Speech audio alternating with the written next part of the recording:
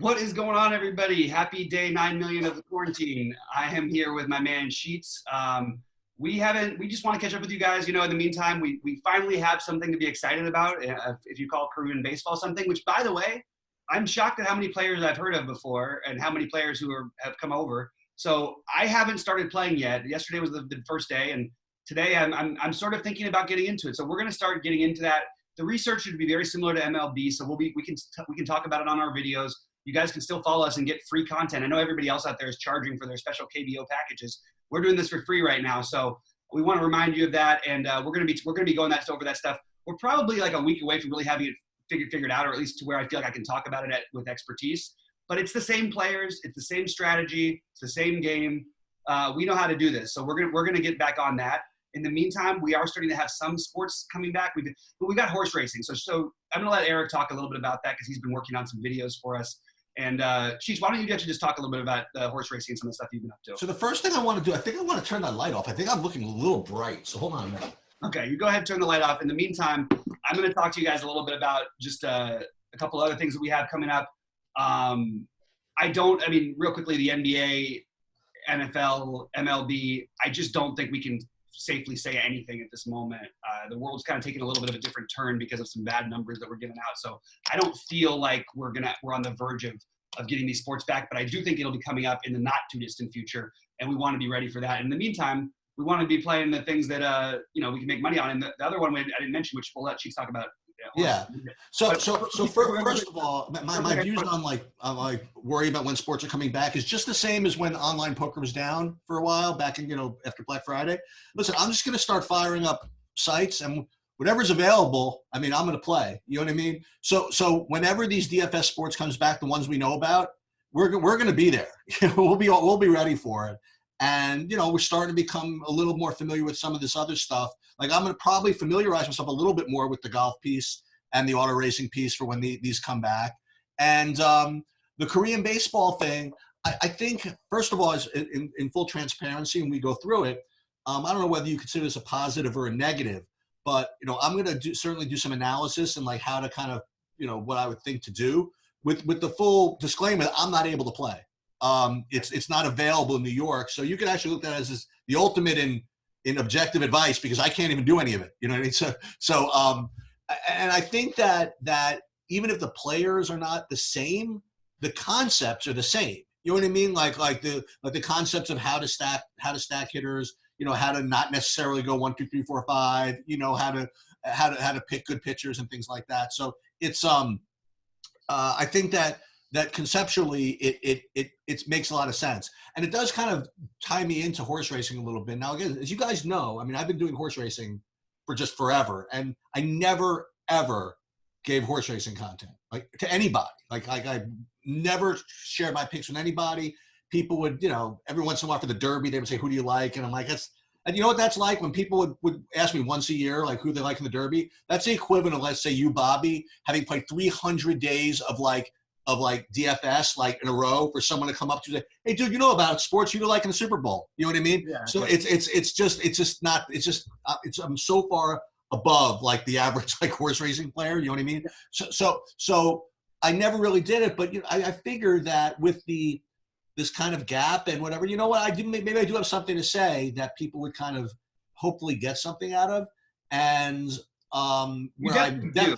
What's that? You definitely do. And without getting into specifics, I can just safely say that I don't know exactly for sure, but I would bet that you've made more money than most of us have made at all these other things throughout your course of playing. Oh, for sure. Aside from like the real top. No, don't be. This is free content you're getting that you're not getting anywhere else. And well, this is what I'm trying. This is what I'm getting at.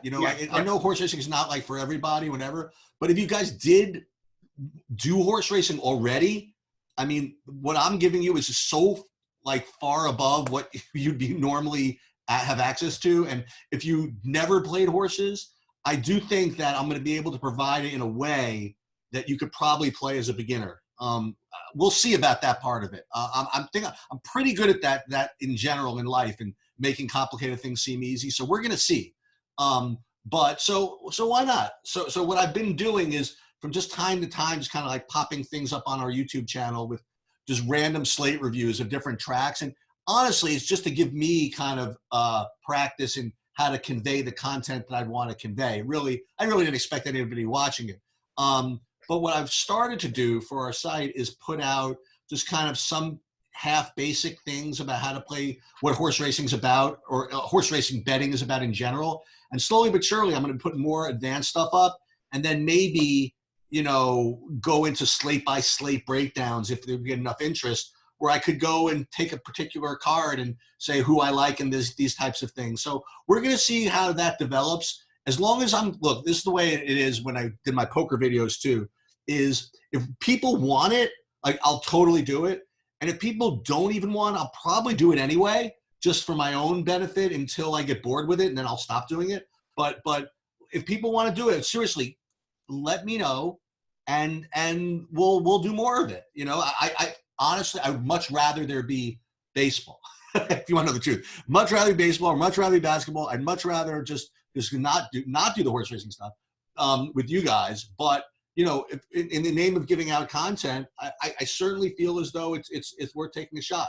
So we'll see how that develops. Now, as far as horse racing goes, there have only been a couple of tracks that have been open over the last couple of weeks.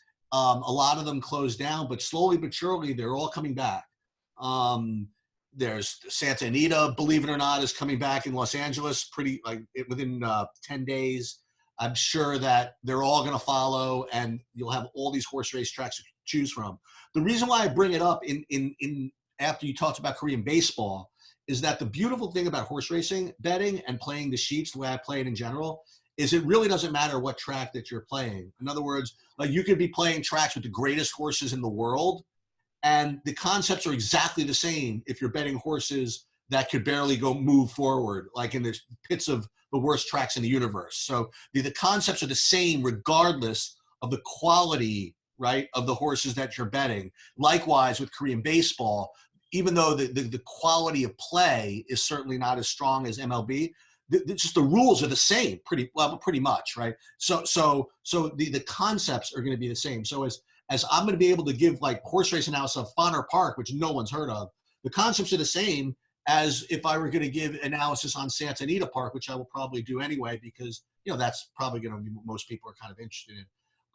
So that's the horse racing thing. I guess I'll just say, just to keep watching for updates on True DFS, right? Yeah. I guess we could start promoting that website name. Yeah, we have our site. It's getting built. It's taking a little bit of a different turn because we didn't expect the whole world to collapse. Right. We haven't set up the sections and everything. It's a little sloppy at the moment, but if you go there right now, you'll find the videos right there. You can find them on our YouTube channel, and we'll provide additional content and little, sum ups or whatever like that going forward on horse racing and everything else. But for right now, this is a great, just check it out on the channel, check it out on our site. Either way, we know our site needs some work still. It's just getting done, by the way. But anyway, I just wanted to throw that out there. Like it's and one thing, again, I'm just really bad with the promotion part of it. Like, it took Bobby like 10 reminders when we first started doing these videos. Dude, just remember to freaking tweet the thing. Remember to retweet, remember to like, whatever. So what I'm trying to do is, whenever I do something about the horse racing, we do have one promo code that you could use for now. So if you did sign up with ExpressBet, which is what I recommend for now, you should use the promo code TrueDFS. And I'm trying to put that on every video that I put out, at least in the YouTube description. And I'm going to get better at it as reminding people to do it that way. Yeah. And when we develop the site a little more, stuff will be on there, and we're going to be doing all kinds of different things when DFS kind of rolls around again, where we have, kind of promotions that we're going to be, promoting and things like that also. So be patient with respect to how slick everything is and how salesy everything is. We're just been trying to just give you content, just give you advice along the way. Yeah, one thing is, when DFS comes back, we're going to get, no matter whatever comes back, it's going to be coming back with a vengeance. You're going to see monster prize pools. You're going to see days with 3 or 4 different sports, which we've never seen before. In some of the big sports, at least the ones that I play.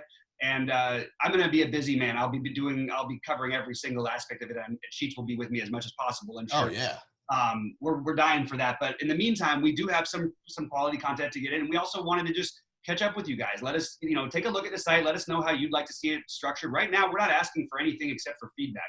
We're going to be doing these videos for free, and when everything comes back and all the different codes and all the amounts everybody's charging. For the moment, we are still doing this for free. So I would suggest taking advantage of it as much as you want. I will also be putting up, and Sheets is welcome to join me on these. I think we're going to do them together. Just sort of some general intro to MLB DFS, intro to DFS, all the stuff that we haven't been doing, just so we can have some constant videos up there, just to give you an idea of how we play. Well, we did a MLB one, right? We got to put that back up there. We did one a couple of weeks ago, kind of a reintroduction to MLB. And listen, I'm looking forward to this, because one thing that of the last 2 years with MLB DFS, the reason why I wasn't as active as I could have been is just I was coaching AAU basketball like literally 4 nights a week during the spring and summer.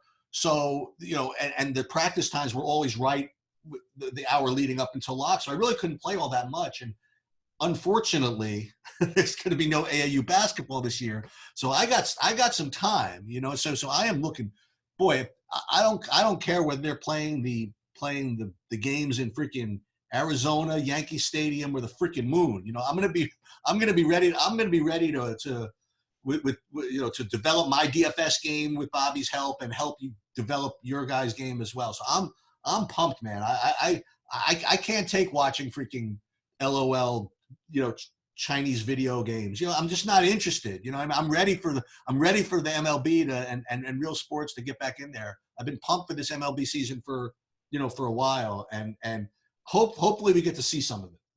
Yeah, absolutely, man. I'm with you there. Hey, what about poker, man? Tell me.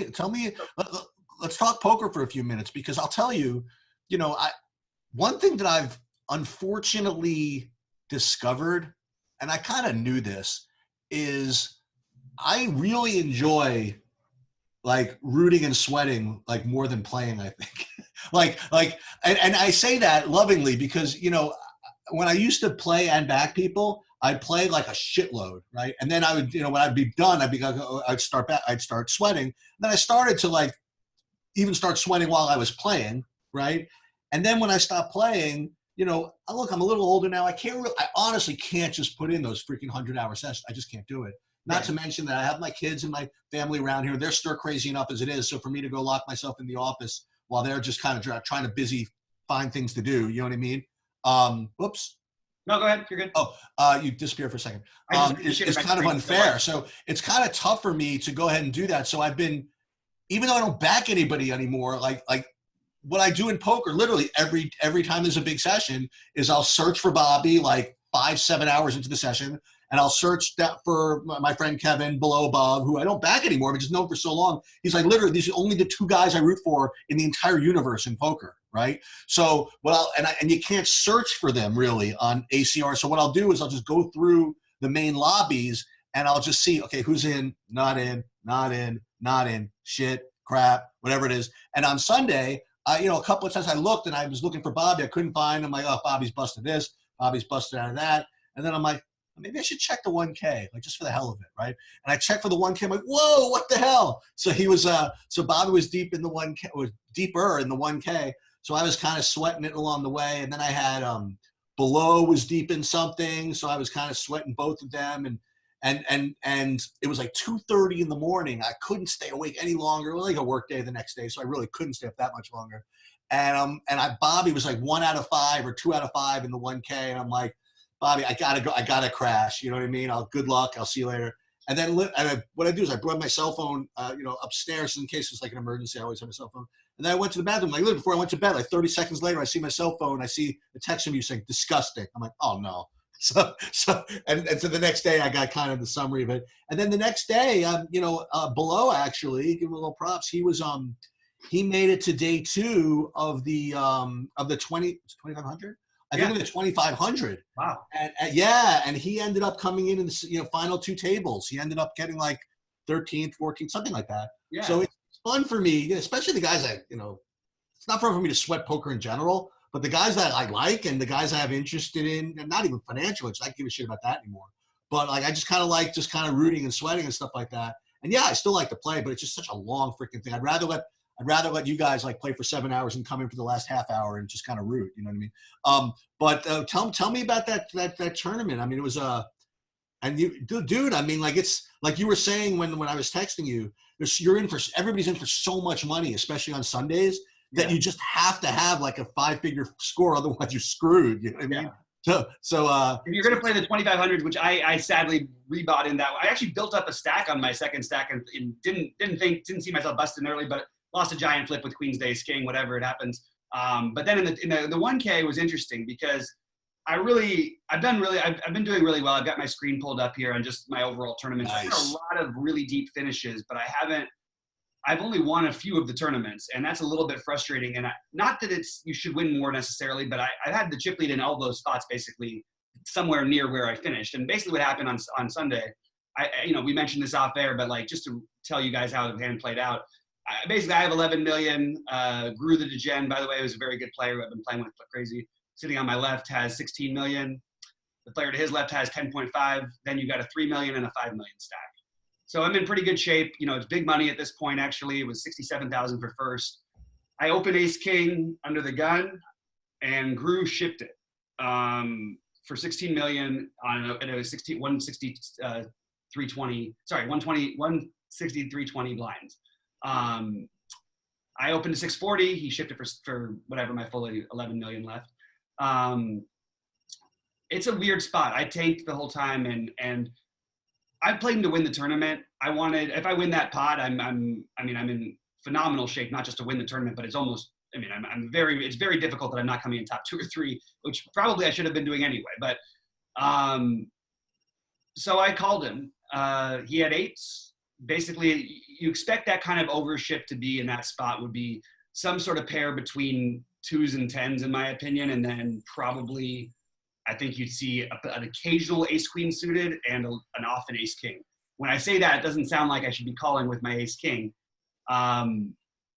It's hard to play and fold there. It's hard if you're the guy who's going to open and fold your ace king 5-handed with 30 big. It's not natural, but with how much was in the pot mathematically, and Cheech will probably look it up later as we talked about pre-show, but mathematically I'm giving up a lot by calling there.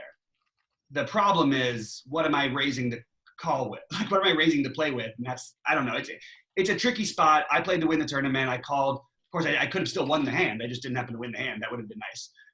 We'd be having a different conversation. And as much as it's great that I'm up like I've been up. This is all since the thing. I'm up 62K profit, which is awesome. But it would have been nice to be up 120K profit, which is what would have happened had I won that tournament. So anyway, it was still a very good day, another profitable day after a bad previous Sunday. But I haven't been playing as much during the weeks just because there's not as many big tournaments. And you can, with the re-entry factor, you can get so much involved.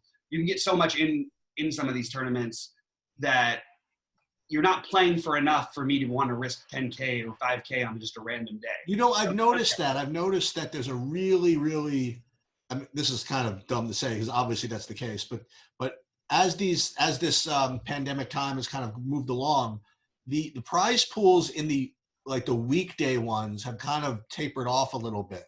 You know what I mean? Like at the very, within even I think so. I think even 2-3 weeks ago, those daily tournaments, like Monday through Fridays, they were really just blowing past guarantees and really just paying like a lot for first. While the Sunday ones are still really, really strong, I think the weekday ones are starting to. I will say they all are still smashing their guarantees for the most part. Yeah, but I think they've reduced their guarantees is what I'm saying. No, what they've done is they had a series going, and now they've got a different type of series. Oh, so that was just a series that was happening. Well, they had back-to-back series to start, which was smart. But then here's my take is that they got overloaded by the volume, which they did because they had to cancel 2 days basically during that time. I wasn't playing for those days. And then they had to cancel 10 players got screwed completely on Sunday, a week ago Sunday.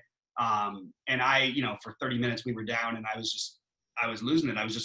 We've been through the horror show before with poker stuff. So it makes me nervous. But having said that, I've been playing on ACR and everything has been done. They're getting better. They're hiring more people. I've talked to them. They now have they actually respond, like, and when you withdraw you actually get an email confirming it, which feels better than it did before.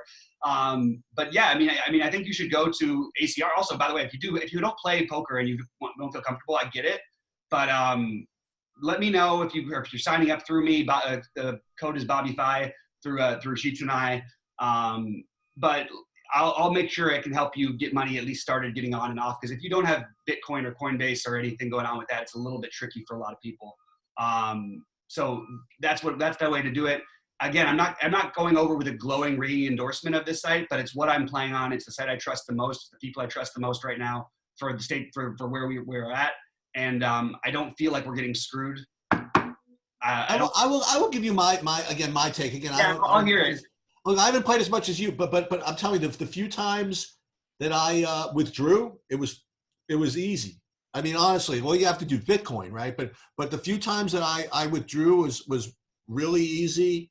And as far as getting money on, here's my brag. Hey, I really hadn't had put money on too often. Yeah. But getting money off has been really, really easy. And I fortunately was not involved in the whenever the site crashed, so I didn't have to suffer through that. But the times that I play, I mean, it just look, the offerings are so freaking good right now. You know what I mean? And I don't know if you see this, but I don't know if they're really going to run this, but they already have stuff scheduled in like late July, like 7 million. Yeah, they actually did that last year too, by the way. Oh, did they? Yeah, this is a site that, I mean, there's some people, what they need to do is make the commitment and hire some extra people, is my opinion. They just got overloaded. They've gone up, I think, like they're up 350% in terms of users since the start of the quarantine, something crazy like that. That's what the CEO said, somewhere around there. And they've done some cool, like, other things. Like, I know this sounds weird to take comfort in these, but I do. I take comfort in a lot of big celebrities playing on the site. Oh, hell yeah. So when you see Ben Affleck, Matt Damon, Leonardo DiCaprio playing on Saturday for $10,000 charity tournaments the last couple Saturdays, not to mention there's a million other guys too, but like, Tobey Maguire's, all the guys who basically ever were connected to poker are back playing to that again. And it makes me feel a little more comfortable with the site. I think that the games on the smaller side are incredibly soft on the smaller buy-ins. I don't play that many of them, but I do stake a couple people who do. And I actually have played a couple of them, but it's a site worth playing. Again, enter the code BobbyFi, and if you need to figure out help with anything about it, just direct, DM me on Twitter, write it on the YouTube channel. Hey, I signed up, Bobby. What do I do now? Whatever it is, I can help you with the next steps. Just offer what I can, because it is a scary world to get back into when you've been through some of the nightmares in poker in the past. But again, this is something that's a little bit different now, and I feel much more comfortable than I did then anyway. Hey, I have to say, I mean, you know what, you upset me a little bit, Bobby. So I don't know. This is going to kind of this might just fuel the fire. So maybe I shouldn't even say this, but I'm going to anyway. So listen, we are doing this stuff for free, and even if we weren't doing this stuff for free, I mean, we're putting this stuff on YouTube, and I guess it was my mistake to like let comments be open. Guys, I mean, like we had a couple of people troll us and say, I don't even know what they said, but it was enough to make Bobby pissed off. And then again, Bobby doesn't have a very thick skin. I mean, it doesn't take much to piss Bobby off, actually. But piss me off, no, but I actually have pretty thick skin when it comes to like real stuff. Just okay, yeah. Little petty, trying to insult the way that I look and all this stuff and all these just nastiness all over the place. There was nothing but trolling there. But dude, we're all in this together, and we're just trying to help. We're trying to be nice. It's not like we're fighting with anybody. You know what I mean? Like it's look, if we were charging you like $1,000 a day and giving you shit content, you know what it is, then and honestly, we deserve to get lambasted, But we've honestly been, from what I've heard, I mean, we're trying to be honest. We're trying to keep everybody engaged. We're trying to like do the right thing and teach people what we know. And to this point, I mean, like for free, I mean, it's just kind of ridiculous to get on our case about that. I don't know. Maybe I'm just old. I agree. It's not our regular people. Our regular people are awesome. It's just some other ones. All right. Few little outliers, but I agree with you. We're giving away free stuff. There's no reason to get crazy. Hey, last thing, do you want to talk about what's going on with the? I guess maybe not. I was going to ask if you want to talk what's going on with the deconstruction of the DFS content provider industry. I'm interested in this. So why is everybody leaving now? Like, I don't entirely understand it. I'm guessing people are taking this time to start their own thing, which is what I think is what's happening. But I don't have as firm a grasp as I probably should. And so what Bobby's getting at is RotoGrinders, which is obviously the biggest, DFS content provider site by a lot.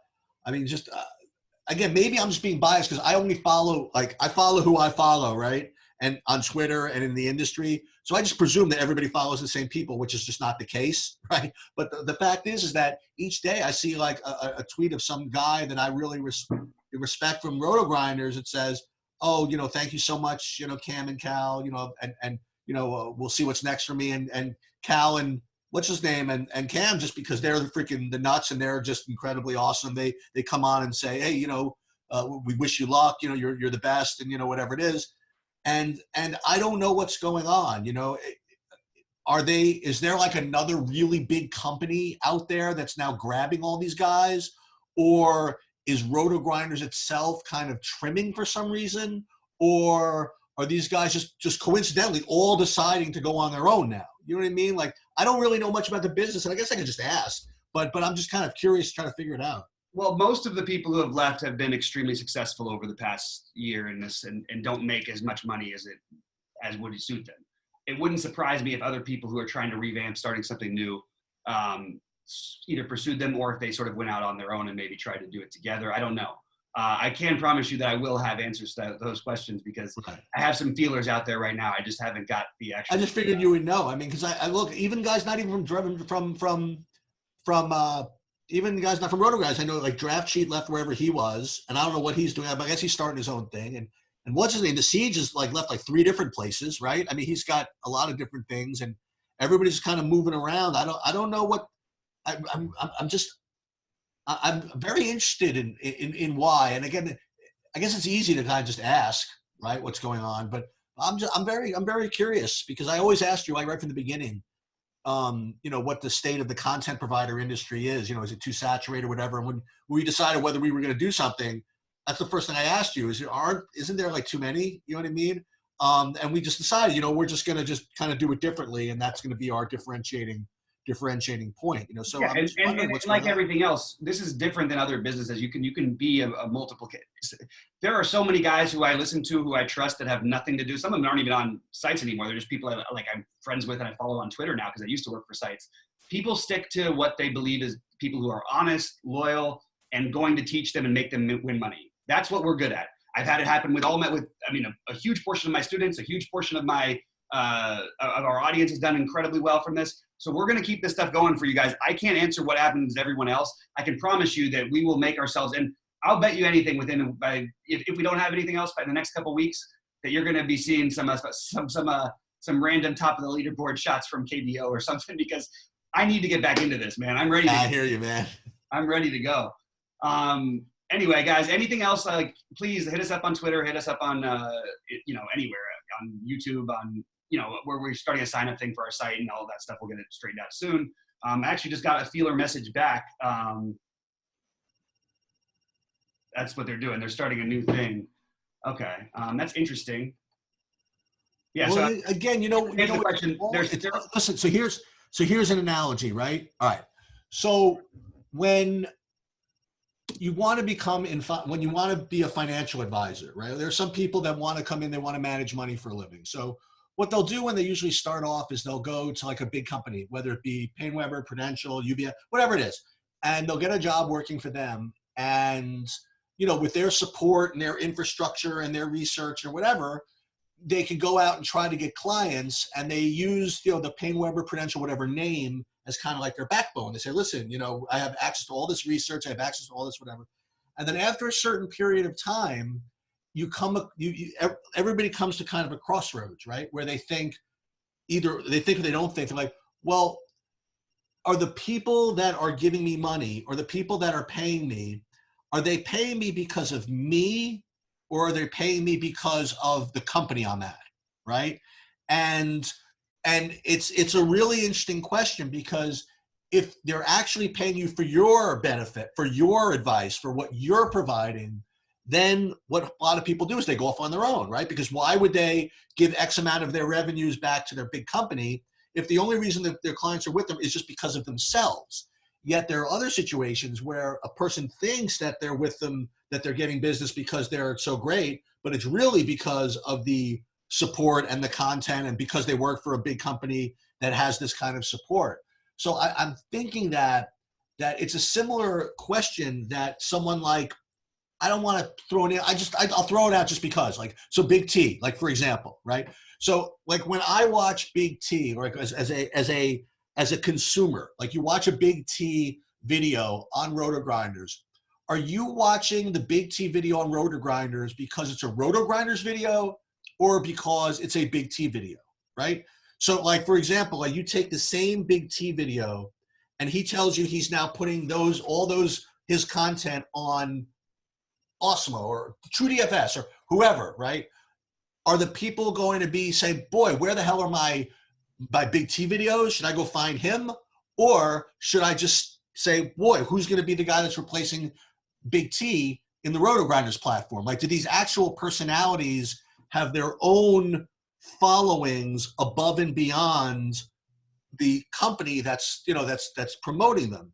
And that's kind of the philosophical question that I guess all these individual content providers are kind of facing right now. They're like, listen, why should I let Roto Grinders pay me, I don't know what they pay them, whatever, for my content, where I could go out and charge my own and get more of it? So I guess, I guess that will lead us into another video one day, which we've been meaning to do for like a year now, of talking about DFS guys and like who's good and who sucks and who's like an asshole and who's whatever. But yeah. I guess that's what happens to be going on. It just seems like it's all happening at the same time. And I guess it goes back to the old thing about in times like this is when everybody makes moves and change. You know what I mean? When there's nothing else going on. So, I mean, anything I said makes sense? Anything terrible? No, absolutely. Yeah. I'm weirded out by what this is exactly because it seems so bad, and I don't want to get into it on air. Okay. But I know it's early for whatever they're doing, so who knows? Like, but I just don't understand what I feel like. It's huge. It's got really big in this very small bubble, which I guess is what matters. But like, I don't know, man. I understand why they're not risking that much by leaving, and they're building anything, just to say that honestly. But like, I just don't understand this thing they're trying to start, and we can talk about it a little bit off air, and we'll talk about it in the coming days. Okay. I'm learning literally on the fly right now. I got a message that made me search something, and I'll talk to you about it off air. But we will get into it a little bit later on, and we should do the who sucks and all that stuff. I just right now it feels weird to go negative to me to everybody. I know it's really just not my thing. I'm like the worst. So maybe I'm happy to do it in certain cases when guys come after me. I'm certainly happy to talk about also like who I like. You know what I mean? Yeah. Like who I learned from sure. And stuff. Yeah, it doesn't have to be all negative. That's true. Anyway, guys, we really appreciate you guys tuning in. Sheets, is there anything else before we get out of here that I haven't covered? No, stop recording, and then we'll and then you and I will talk about what you just learned. Hey guys out there, stay safe and hope everybody's doing well. Hit us up just to make some human contact from a distance. We'll talk to you guys soon.